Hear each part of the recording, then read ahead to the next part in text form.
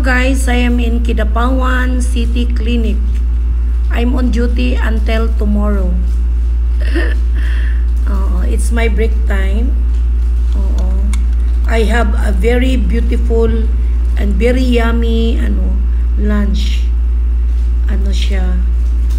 Insalada na talong. Grabe, ang dami kong nakain. Sobra.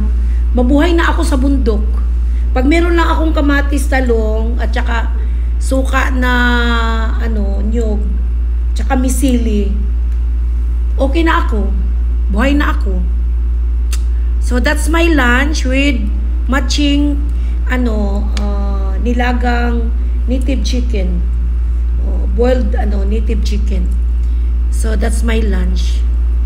My lunch for today. So up to tomorrow ang duty ko dito sa Kidapawan City. So see you guys. I have my break time. Kasi nag-lunch ako eh. So yun. At saka inantay ko pa yung ibang pasyente kasi nagla-lunch din sila. So break muna ako ngayon. That's why I have my time for my social media. Andito na naman mami nyo nagayaw-yaw. Walang magawa sa buhay. While waiting for my patients, kumain pa sila eh. Nagla-lunch pa sila. So tapos na rin ako nag-lunch. So ito ngayon, paano nala ako? Rest time, nagdadaldal. Andito na naman ulit ako sa camera, nakaharap. Kasi matagal din ako nawala sa area. Tingnan yung itsura ko na walang makeup.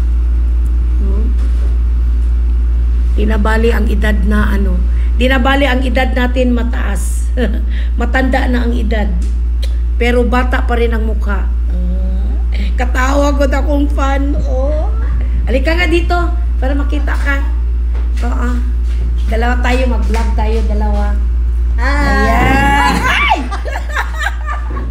Ayan. Sa alyusan ko to na na pasyente. Last time nung nagpunta siya dito, grabe ang itim-itim niya talaga, as in, nag-shrink kasi yung kanyang kidney, dehydrated. So nagkaroon ako ngayon ng full check-up sa kanya. So far very good na ang yung kidney niya, mababa na ang creatinine niya. Normal na, hindi na i-dialysis. Look at her. So nung last other month, grabe, ang tanda-tanda tapos nang ulubot. 60 na ako. So 60 na daw siya. What is na lang ako 65. This is the look of my yan ang mga alaga ng Mami Doc. From dying to resurrection. Ayan nakangisi na.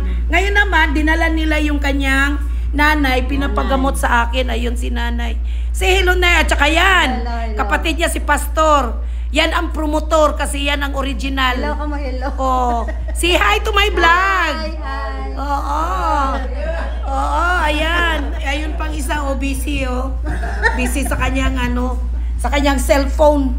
Kasi ito yung mga pasyente ko dati na akala nila na wala nang solusyon sa problema. Tsaka kung mag-dialysis kasi malaki ang gastos eh. So what I did, I clean up the system. Inayos ko. Nilinis ko lang yung mga organs through natural way. And then get rid of all the stones in the kidney and the liver, no surgery. So ito na ngayon yung resulta nila. And then they are alive. Dati kasi nung dumating sila is really dying, no? Akala nila wala nang solusyon doon sa kanilang problema. So far I'm happy to see them back. Nakita ko sila ulit. Alin? Next month ka na lang pa-check. Salamat. Para hindi ako, ito na lang ang katayin ko. Kasi mamaya darating yung iba eh. Sinanay nyo muna ang nyo unahin. So yun guys, ano lang, just a brief, ano lang, dito sa nangyayari dito sa clinic ko sa Kidapawan City Clinic. Oo, it's a whole family.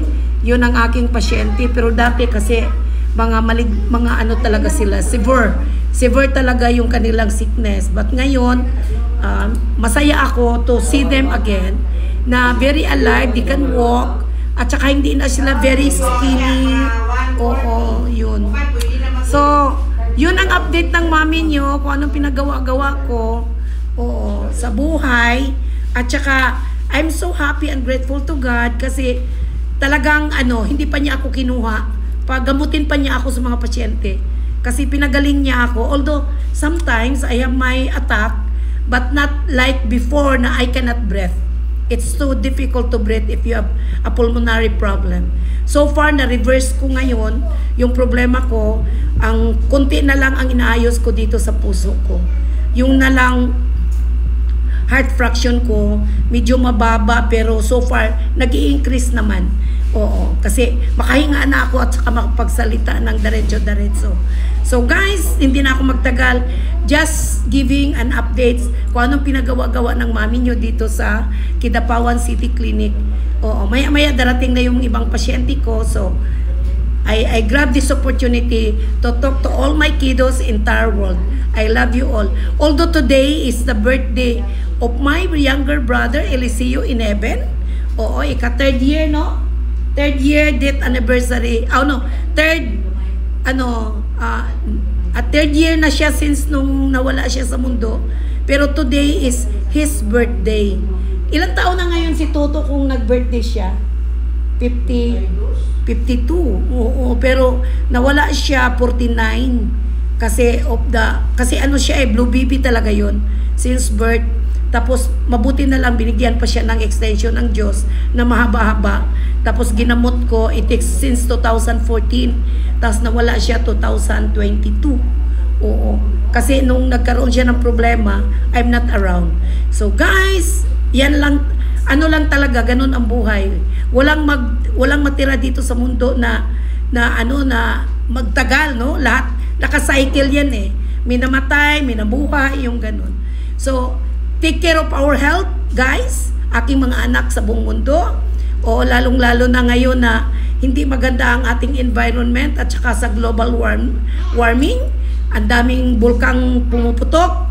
So pag once maraming volcanic eruption, sigurado ako na magkaroon ng aerial pollution, lalo na mga dusty. So take care of your pulmonary system.